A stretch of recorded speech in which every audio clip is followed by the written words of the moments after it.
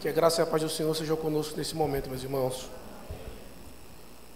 Eu quero convidar que você abra a sua Bíblia no texto de Marcos, capítulo 9, do versículo 30 ao versículo de número 50. Marcos, capítulo 9, do versículo 30 ao versículo de número 50.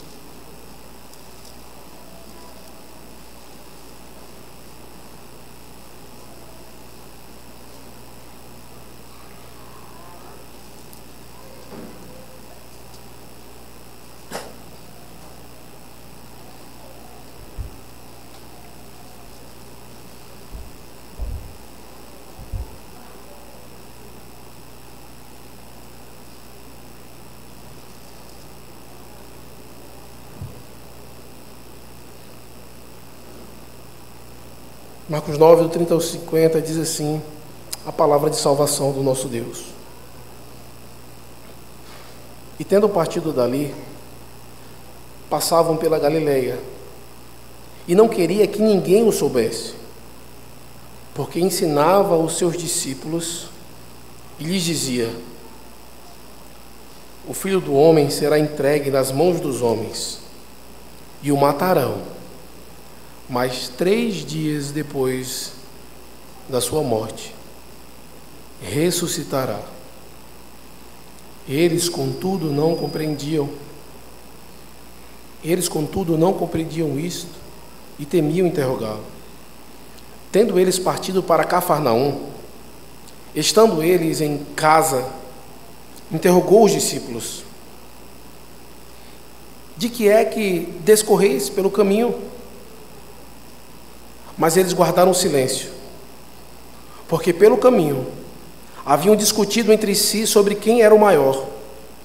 E ele, assentando-se, chamou os 12 e lhes disse: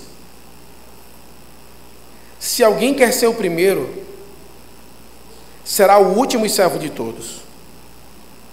Trazendo uma criança, colocou-a no meio deles, e tomando-a nos braços, disse-lhes: qualquer que receber uma criança tal como esta, em meu nome, a mim me recebe. E qualquer que a mim me receber, não recebe a mim, mas ao que me enviou. Disse-lhe João: mestre, vimos um homem que em teu nome expelia demônios, o qual não nos segue, e nos os proibimos porque não seguia conosco. Mas Jesus respondeu: não lhe proibais, porque ninguém há que faça milagre em meu nome e logo a seguir possa falar mal de mim. Pois que não é contra nós, é por nós. Porquanto aquele que vos der de beber um copo de água em meu nome, porque sois de Cristo, em verdade vos digo que de modo algum perderá o seu galardão. E quem fizer tropeçar a um destes pequeninos crentes, melhor lhe fora que se lhe pendurasse ao pescoço uma grande pedra de moinho e fosse lançado no mar. E se tua mão te faz tropeçar, corta,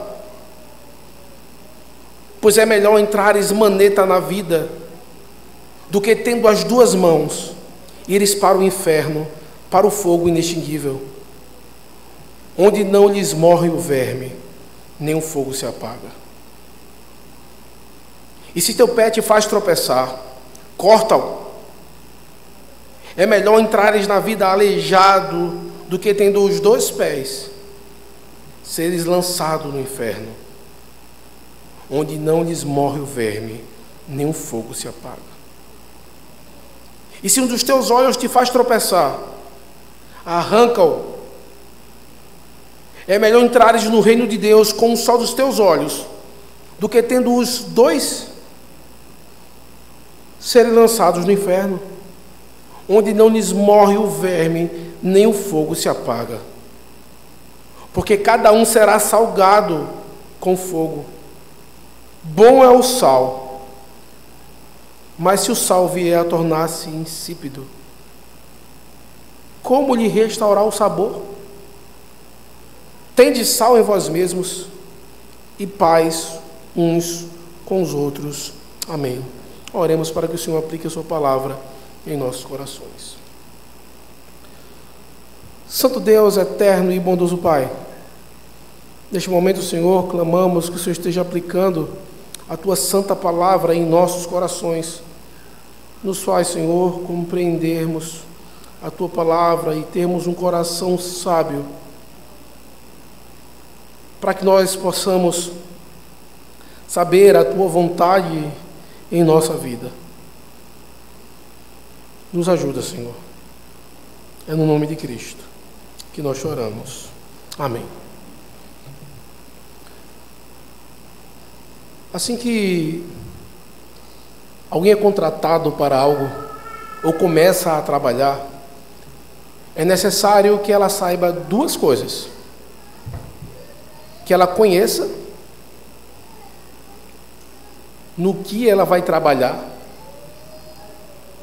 conheça o local, os funcionários, o seu patrão, como vai funcionar toda a dinâmica da empresa, e o que naquele contrato, o que vai ser requerido dela, qual é a obrigação dela, o que é que ela vai fazer, o que é que ela vai ser posta para fazer, como ela deve fazer, quando deve fazer e o porquê deve fazer.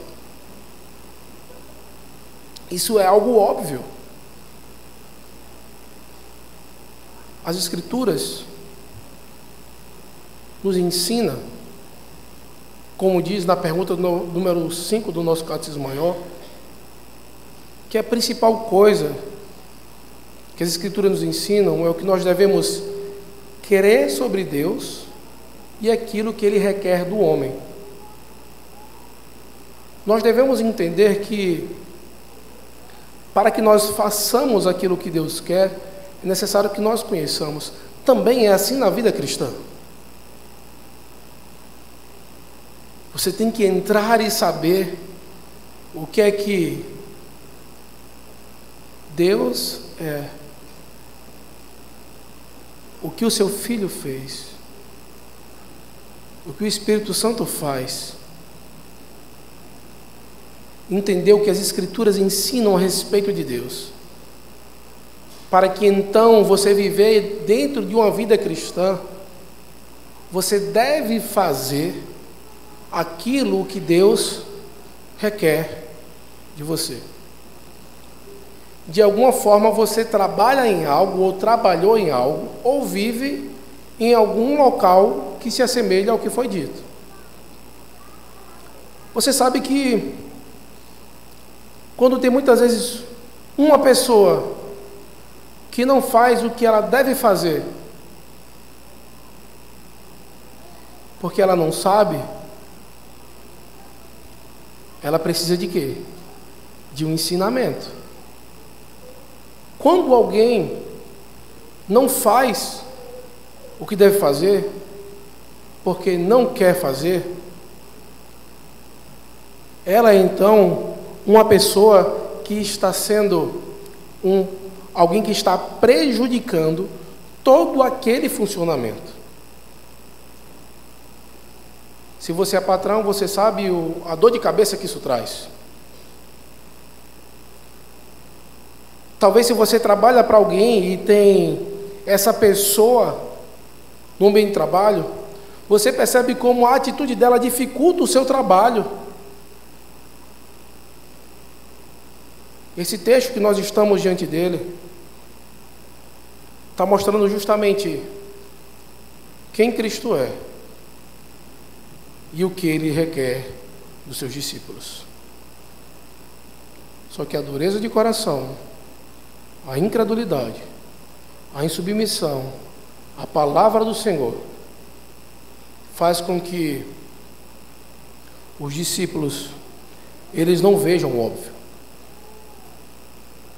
E por isso é necessário que nós compreendamos que nós precisamos entender e conhecer sobre o sofrimento de Cristo e a glória que virá para que nós possamos então vivermos como bons discípulos de Cristo.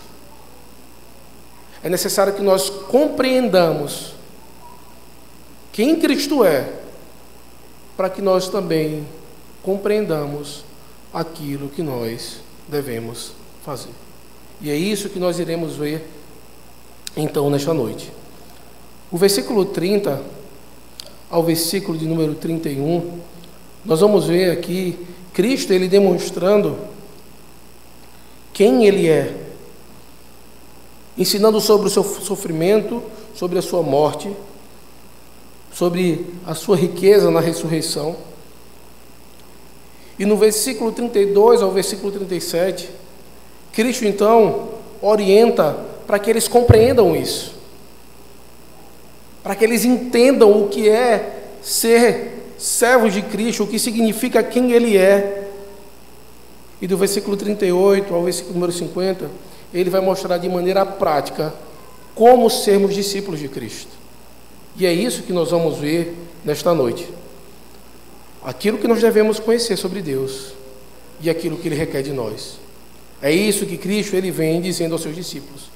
Antes de adentrarmos ao texto propriamente dito, eu quero que você entenda que isso que está acontecendo aqui nesse momento, esse ensinamento, não é a primeira vez que Cristo está trazendo para os seus discípulos. No mínimo foi nos revelado já outra vez que isso aconteceu.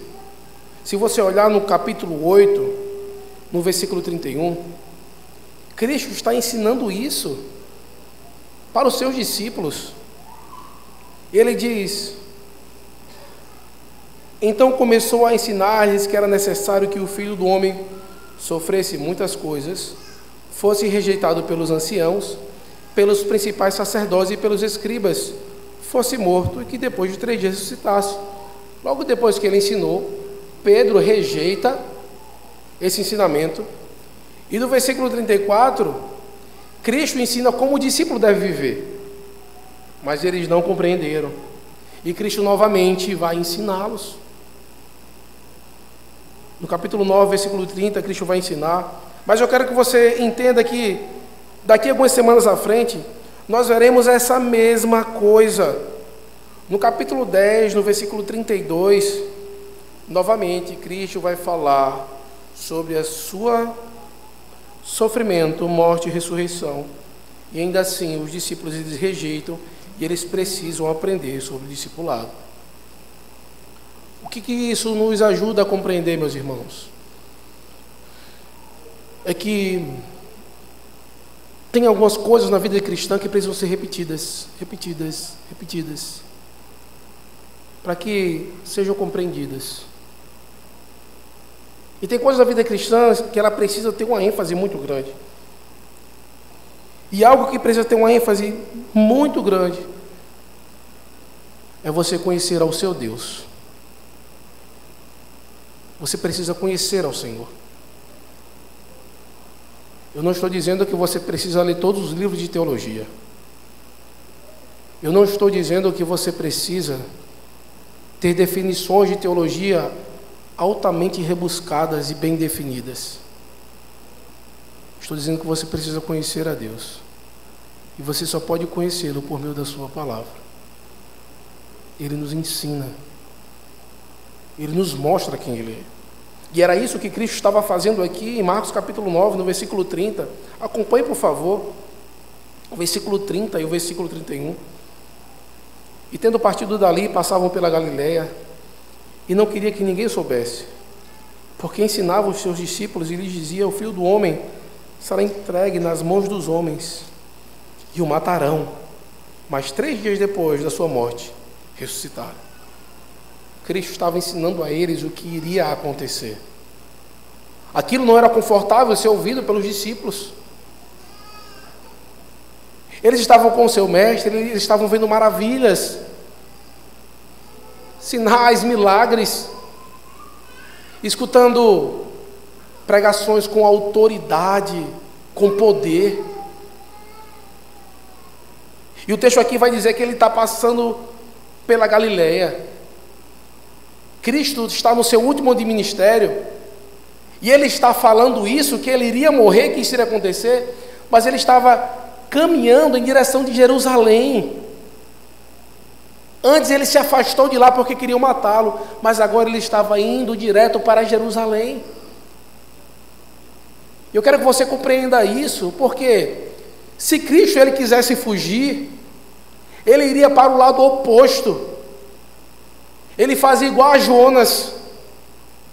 Deus mandou ele para um lado, ele foi para o outro, mas não. Cristo não é um profeta como Jonas. Cristo então, ele está falando a sua palavra, indo em direção para onde o Senhor o ordenou. Ele está no seu último ano de ministério, andando em direção de Jerusalém. E ele fala de maneira profética, ensinando aos seus discípulos que ele seria entregue na mão dos homens, ele seria morto, mas ele iria ressuscitar.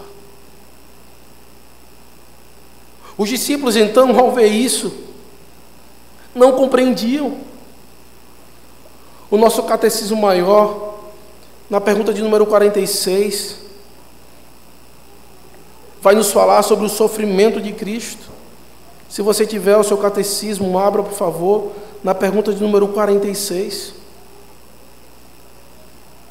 que mostra justamente o estado de humilhação de Cristo, que diz assim: o estado da humilhação de Cristo foi aquela baixa condição, no qual, por amor de nós, despindo-se da sua glória, ele tomou a forma de servo em sua concepção, nascimento, em sua vida, em sua morte e depois até a sua ressurreição. Isso que Cristo estava fazendo nesse momento aqui foi justamente uma demonstração de amor para aqueles ao qual experimentariam a salvação por estarem dentro da aliança. Ele estava demonstrando para os seus discípulos o que era importante e como a salvação seria proporcionada. E não era novidade, porque se você for ver as profecias, você vai ver que isso já tinha sido profetizado. Você vê Isaías, o servo sofredor, a profecia, que ele tomou sobre si as nossas dores, o castigo que nos traz a paz estava sobre ele. Mas de alguma forma, os discípulos não estavam preocupados em compreender os ensinamentos do seu mestre. E se você lembrar, meu irmão, no começo desse capítulo, em um momento único na história da humanidade, o céu se rasga. O próprio Pai fala, em Marcos 9, versículo 7, ele fala: este é meu filho amado, a ele ouvi. Ele está dizendo isso. Escutem, aprendam, compreendam isso, para que isso possa ser então extremamente importante a sua vida. Cristo está falando. Você consegue entender que hoje no culto ao Senhor, a cada culto solene, esse momento da pregação da palavra de Deus, Deus está falando com o seu povo.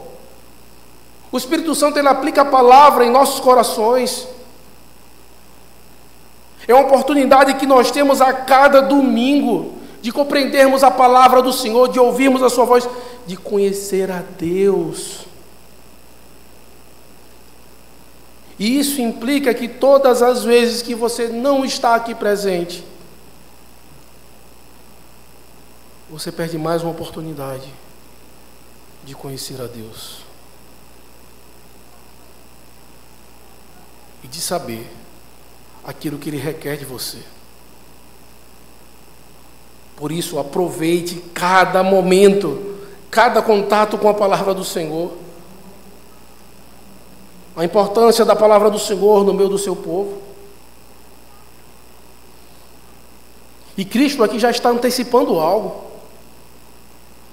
Ele já está mostrando o custo que seria ser um discípulo de Cristo, tanto no sofrimento como na obediência.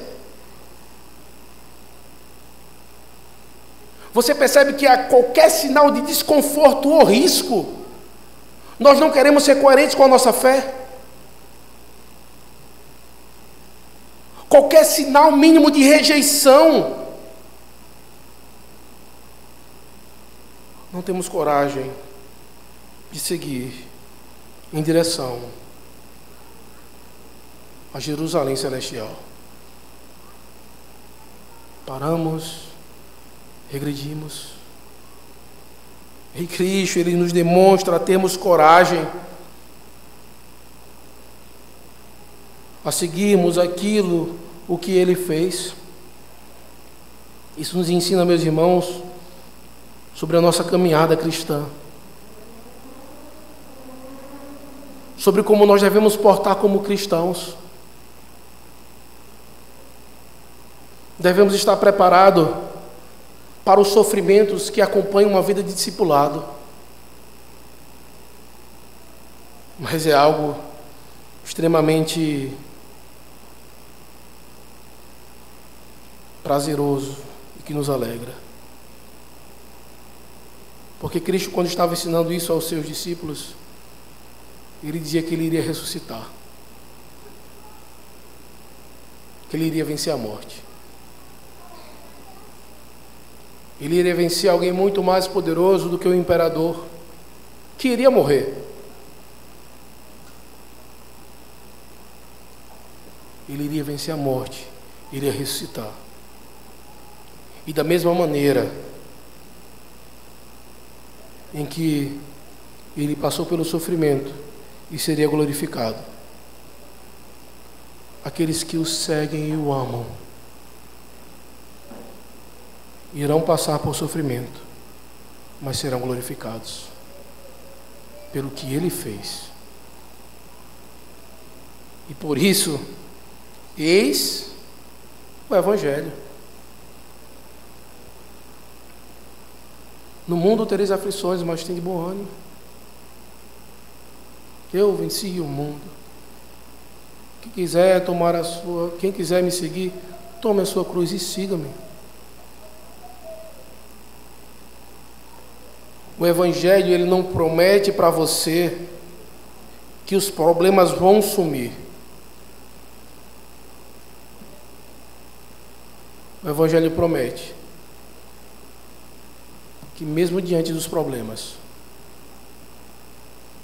tem esperança de solução, tem esperança de salvação, tem esperança de você passar por luto confiante, tem esperança de você passar em momentos de doença, certos de que há um Deus poderoso que cura, certos de que em momentos de tristezas e problemas familiares há um Deus que restaura. Isso é o Evangelho. E você não precisa fazer campanha, depositar. Você não precisa subir escadas de joelho. O Senhor, Ele pede uma coisa para que você faça isso: que você conheça Ele, que você tenha mais intimidade, porque a partir do momento que você conhece Ele, você vai estar mais confiante, e você conhecerá o seu poder, a sua fidelidade e a sua salvação. Por isso, ouça a voz do Filho. Mas o grande problema que existe nisso é que nós entendemos isso. Eu tenho certeza que a maioria de nós que estamos aqui nesta noite entendemos isso. Mas muitos não compreendem. E não compreende não é pela falta de clareza, ou porque é difícil de entender. E era justamente o que estava acontecendo aqui com os discípulos de Cristo, no versículo 32 ao versículo 37. E Cristo então repreende a ignorância dos discípulos. O versículo 32 ele diz: eles contudo não compreendiam isto e temiam interrogá-lo. Tendo eles partido para Cafarnaum, estando ele em casa, interrogou os discípulos de que é que discorresse pelo caminho. Mas eles guardaram silêncio, porque pelo caminho haviam discutido entre si sobre quem era o maior. Eles estavam entendendo aquilo que estava acontecendo, mas eles não compreendiam, a sua ignorância estava presente. Eu não sei se você compreende a diferença entre entender e compreender. Eu vou dar um exemplo prático meu. Eu não compreendo como funcionam as coisas de eletricidade. Mas eu entendo que se eu pegar uma tomada e encaixar e apertar o interruptor, aquilo vai ligar. Eu entendo porque eu escuto que geralmente tem um positivo, negativo, neutro. Mas se der qualquer problema de eletricidade na minha casa, infelizmente, a única coisa que eu consigo fazer para resolver é desligar o interruptor e chamar alguém que entende, que compreende. Eu entendo aquilo, mas eu não compreendo. Eu não sei os detalhes, eu não sei como funciona.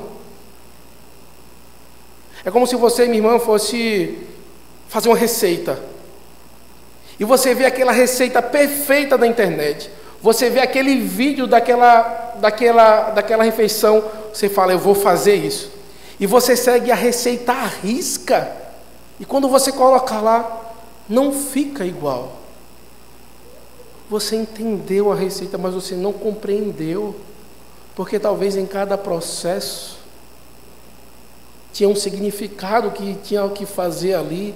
Talvez no bater da clara ou misturar a manteiga com açúcar, e um pequeno erro de uma temperatura de um alimento. Por quê? Porque você entendeu o que era para fazer, mas você não tinha compreendido todo o funcionamento. E esse era o problema que estava tendo dos discípulos de Cristo. Eles estavam entendendo o que Cristo estava dizendo, mas eles não compreendiam que isso deveria ser aplicado na sua vida. E muitas vezes, meus irmãos, essa é a dificuldade que nós temos na nossa caminhada cristã. Nós entendemos muita coisa, mas não sabemos como aplicá-las na nossa vida, como vivermos, como é o funcionamento e discernir. Ficamos em dúvida, e agora o que é que eu faço, por onde eu começo, por onde eu devo andar? É necessário que nós tenhamos compreensão de como o Senhor nos ensina a andar. E aplicando isso à palavra e ao contexto da nossa caminhada cristã, a nossa falta de compreensão está ligada a uma coisa: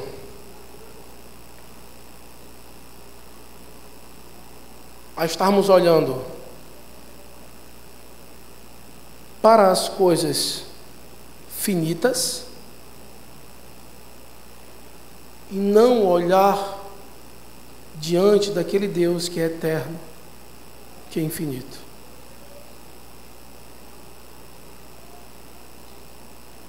Nunca nós teremos a compreensão exata se a nossa perspectiva for terrena. Esse é o problema dos discípulos de Cristo. Este é o nosso problema. Vocês lembram, se vocês lembrar um pouco dos problemas dos discípulos, o Senhor ensinando para eles, diante de uma dificuldade, logo depois de Cristo, Ele ensinar, e Cristo ter feito a multiplicação dos pães e peixes,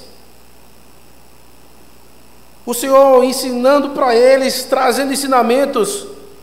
Abra, por favor, sua Bíblia em Marcos capítulo 8, versículo 16. Marcos capítulo 8, do versículo 1 ao 10. Cristo tinha acabado de fazer uma multiplicação de pão e peixes. Cristo começa a dizer, olha, cuidado, no versículo 15, se guarde do fermento dos fariseus e do fermento de Herodes. Cristo estava mostrando e ensinando para eles tudo. O que eles estavam preocupados? É que não temos pão.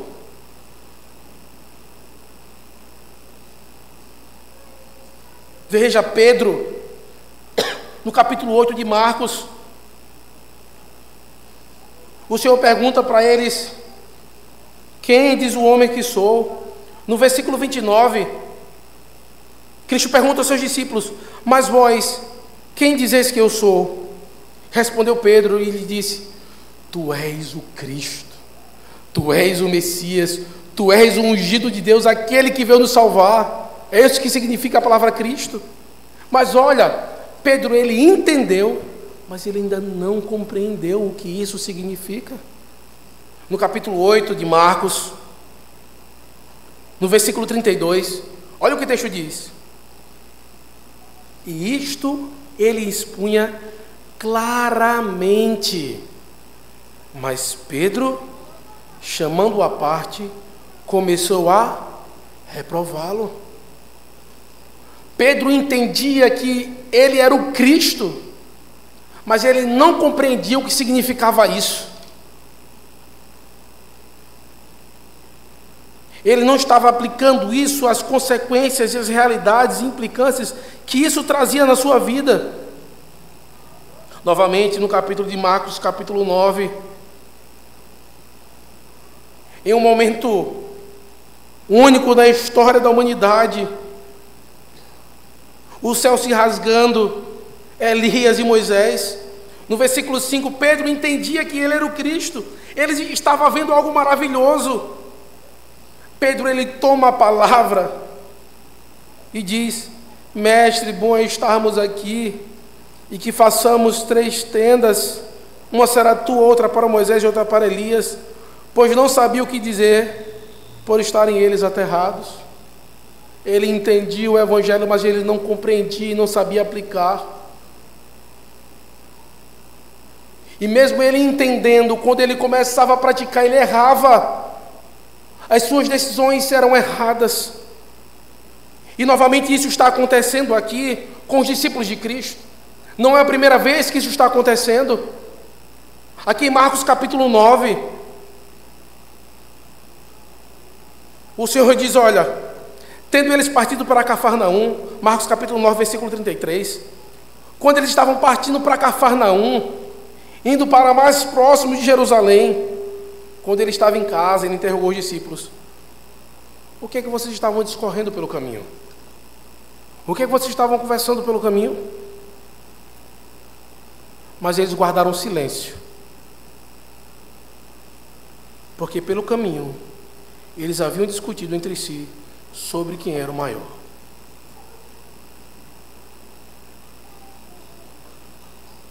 Cristo já estava ensinando para eles que eles precisavam ser servos humildes. E mesmo entendendo o evangelho, a preocupação deles não estava em seguir o mestre, em ouvir o mestre, em obedecer o mestre. Mas eles estavam preocupados com coisas inferiores e contrárias àquilo que eles diziam que criam. Por quê? Eles estavam olhando para as coisas finitas e não olhando para aquele que tinha o poder de salvar pecados e salvar pessoas da condenação eterna. Eles não estavam preocupados se Cristo ia ser entregue. Eles não estavam preocupados se Cristo seria espancado. Eles não estavam preocupados se Cristo seria morto. Eles não estavam preocupados com a ressurreição. Eles estavam preocupados em ser grandes, em ser reconhecidos.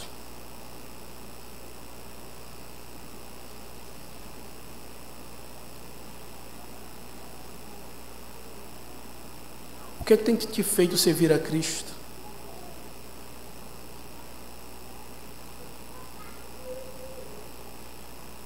O que é que você tem discorrido na sua caminhada cristã?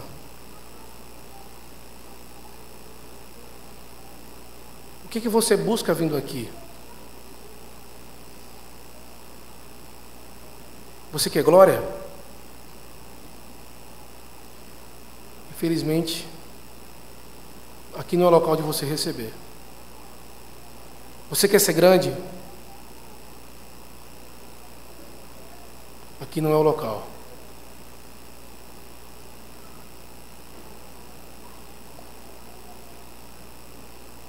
Aqui nós estamos para engrandecer o nosso Senhor e Salvador, honrar e louvá-lo.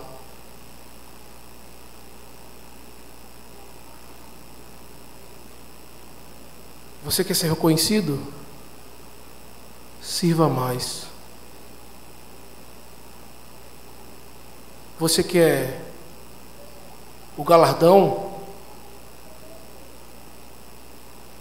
Honre a Cristo. Pare de se preocupar com você e se preocupe em honrar o seu Senhor. É isso que Cristo está dizendo. Porque eles diziam que honravam ao Cristo, mas não estavam preocupados se ele iria sofrer, se ele iria ser morto. Voltando um pouco ao que nós falamos mais cedo, nós não queremos nos dispor com ninguém quando falam contra o nosso Senhor.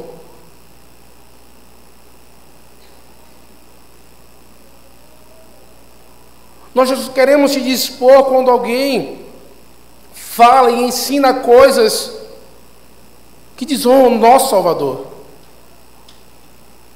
É isso que o mundo faz constantemente. Se você pegar a sua rede social e você rola para cima durante poucos minutos, você verá isso. Você vê toda essa agenda do mundo, e é normal que a agenda seja assim, porque eles não servem a Cristo. Não é nenhuma surpresa isso. O estranho é nós apoiarmos isso e vivermos isso e ficarmos calados quanto a isso. Um exemplo disso está presente no dia de hoje, no domingo passado.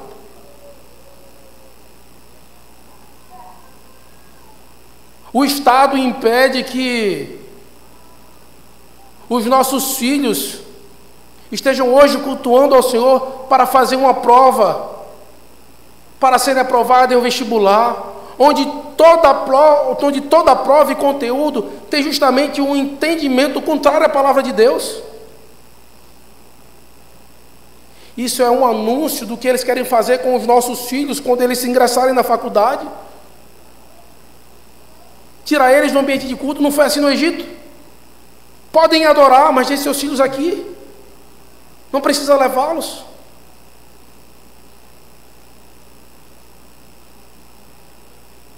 E não vemos nenhum movimento ou disposição de uma denominação que se diz grande para resolver isso.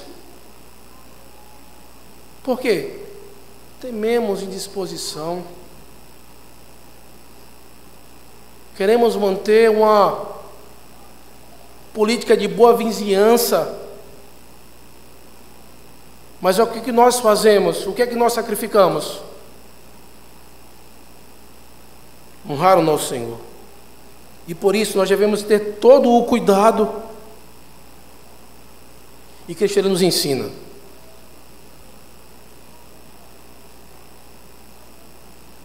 Ele quer que você o honre, que você o ame. E ele começa a trazer algumas implicações do que é ser discípulo de Cristo. Ele começa então a mostrar que ser discípulo de Cristo tem custo. Tem custo. É necessário que nós, então, façamos algumas renúncias na nossa vida.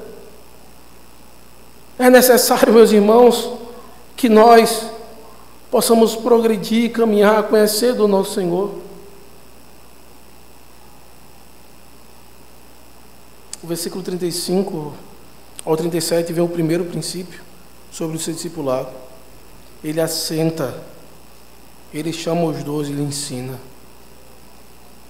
Cristo poderia facilmente nesse momento olhar e dizer: desprezíveis, vocês eram para compreender, eu ensinei, já estou repetindo, eu não aguento mais. Mas o que Cristo faz? Longanimidade e misericórdia. Senta aqui. Deixa eu ensinar vocês. Vocês querem ser o primeiro? Então seja o último e servo de todos. É isso que você deve fazer. Seja o último e seja servo. Ele trouxe uma criança para ver se eles compreendiam. É como se Cristo já falou tanto, ele falou: eu vou ver se eu desenho aqui, para ver se eles entendem. Ele tomou ela nos braços e disse: olha, qualquer que recebeu uma criança tal como esta em meu nome, a mim recebe. E qualquer que a mim receber, não recebe a mim, mas ao que me enviou. Cristo estava mostrando para eles que eles deveriam amar o próximo, que eles deveriam se compadecer do próximo, se colocar no local do próximo. Eles diziam que amavam a Cristo, mas na prática eles amavam somente a si mesmos. Eles estavam idolatrando o seu próprio eu. E o Senhor disse: olha, ame o seu próximo. Está vendo essa criança? Qualquer um que receber essa criança em meu nome. O que Cristo está dizendo? Aquele que ama o próximo em meu nome também está me recebendo. E aquele que me recebe, recebe ao Pai que me enviou. Por isso é inconcebível alguém dizer que ama a Cristo e não ama o seu irmão. Alguém dizer que serve ao Senhor e odeia o seu irmão. O discípulo que quer ser grande, se humilhe. Se você quer ser reconhecido, sirva. Um grande cristão, meus irmãos, não é alguém que é exaltado por todos. Não é alguém que recebe elogio reconhecido por todos. O grande cristão, o grande discípulo, é aquele que serve a todos. E o Senhor descreve, ele continua descrevendo do versículo 38 ao versículo 41, trazendo outro princípio. Disse-lhe João: mestre, vimos um homem que em teu nome expelia demônios, o qual não nos segue. E não nos proibimos porque não seguia conosco. Mas Jesus respondeu: não lhe proibais, porque ninguém aqui faça milagre em meu nome e logo a seguir possa falar mal de mim. Pois quem não é contra nós, é por nós. Porquanto aqueles que vos der beber um pouco d'água em meu nome, porque sois de Cristo, em verdade vos digo que de modo algum perderá o seu galardão. Eles queriam exclusividade. Olha, tem alguém fazendo que não anda conosco. Eles queriam a glória somente para si. O Senhor diz: olha, não é bem assim. O amor ao próximo deve ser motivado pelo amor a Cristo, não por recompensas. Não tem alguém que faça coisas em nome do Senhor e possa falar mal dele, que não honre. E o versículo 40, meu irmão, você deve entender. O cristianismo, ele é uma religião de antítese. O que significa isso? É que se ele está certo, tudo o que não concorda com ele está errado. Não é que se parece, mas é tudo o que não concorda está errado. Não há excepcionalidade. Não há condições de ficarmos em cima do muro ou sermos um pouco e não tanto. É isso que Cristo ele pede de nós, e ele fala: pois quem não é contra nós é por nós. Só tem essas duas opções. Ou você é por Cristo, ou você é contra Ele. Não existe amigo do Evangelho.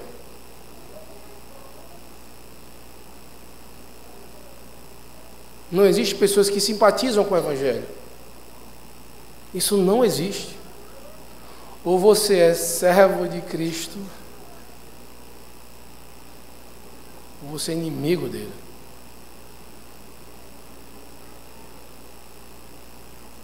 Aonde você se encontra hoje? Você é servo de Cristo?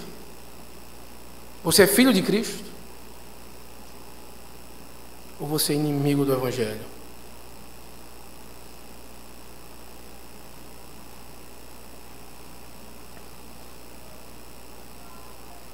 Versículo 42 ao 48, ele começa a trazer a importância em que o verdadeiro discípulo ele prefere sofrer o dano em vez de causá-lo. Olha o que diz o versículo 42. E quem fizer tropeçar a um destes pequeninos crentes, melhor lhe fora que lhe pendurasse ao pescoço uma grande pedra de moinho e fosse lançado ao mar. Se tua mão te faz tropeçar, corta. Versículo 45, se o teu pé faz tropeçar, corta. Versículo 47, se um dos teus olhos te faz tropeçar, arranca-o. Não é literal. Não arranque a sua mão, nem o seu pé, nem o seu olho. Mas o Senhor está dizendo para nós um aviso severo para que você não seja pedra de tropeço. Para que você não faça mal ao rebanho do Senhor. Todos aqueles que causam desconforto à noiva de Cristo, todos aqueles que causam problemas e pecados contra a igreja de Cristo. Você acha que seria algo bom para você? Que você pendurasse uma corda no seu pescoço, pegasse uma grande pedra de moinho e jogasse no mar? Você gostaria de que isso acontecesse com você? Seria uma sensação boa? Ser jogado ao fundo do mar sem esperança, morrer afogado?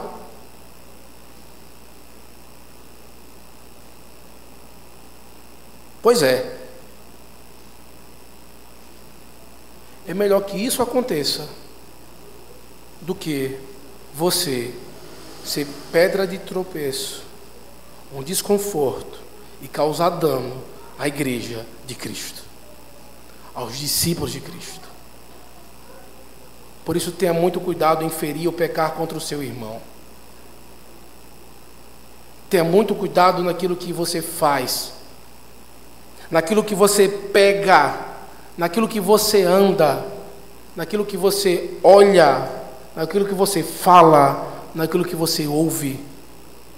Porque se você fizer tropeçar qualquer um desses pequeninos crentes, é melhor amarrar uma corda no pescoço com a pedra de moinho e jogar no fundo do mar. Será um sofrimento menor. Esse é o cuidado que Cristo tem com a sua igreja. O que Cristo espera da sua igreja, o que Ele espera do seu povo, é ter sabor. É que Ele se deleite com a sua igreja, com o seu povo. Eu não sei se você já experimentou alguma situação em que talvez você estava esperando muito o alimento e sai ali na hora. E você olha aquele belo prato, quando você coloca na boca, está sem sal. Qual a sua reação na hora? O seu paladar rejeita. Esse é o exemplo final que Cristo ele vai trazer para os seus discípulos. Versículo 49 e 50 ele diz: porque cada um será salgado com fogo. Bom é o sal, mas se o sal vir se tornasse insípido, como lhe restaurar o sabor? Tende sal em vós mesmos e paz uns com os outros.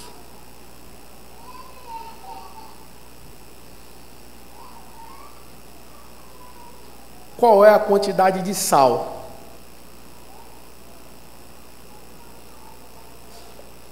que nós usamos para salgar uma comida? É proporcional? É 1 quilo de arroz para 1 quilo de sal? Não vai dar bom não.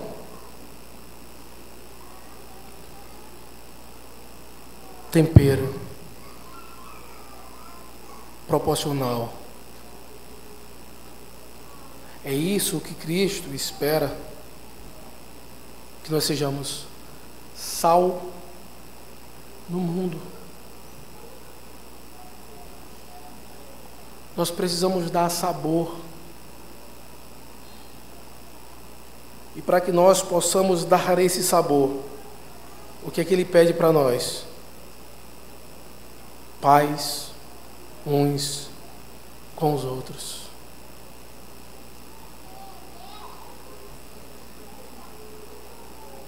Por mais que aconteça pecado uns contra os outros,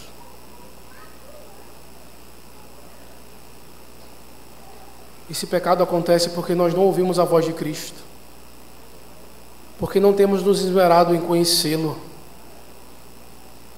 Isso acontece porque nós queremos ser o primeiro,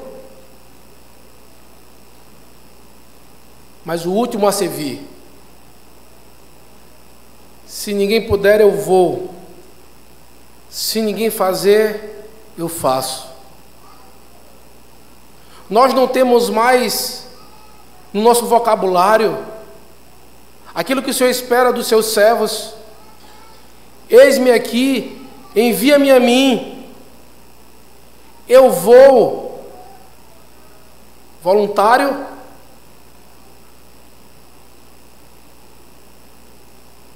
Se ninguém for, eu vou. Ou se ninguém não for, eu também não vou.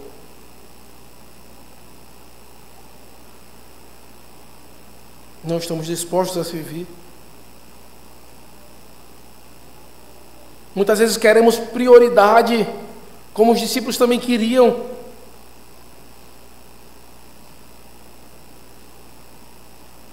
Muitas vezes buscamos coisas aparentemente lícitas por partidarismos e vanglória, como João fez.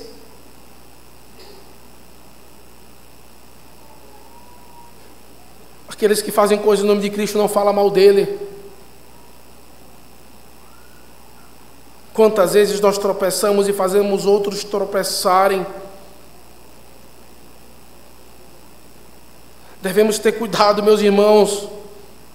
O juízo que o Senhor traz aqui nessa parte do 42 ao 48 é uma pedra de moinho e um local onde o verme não morre e o fogo não se apaga.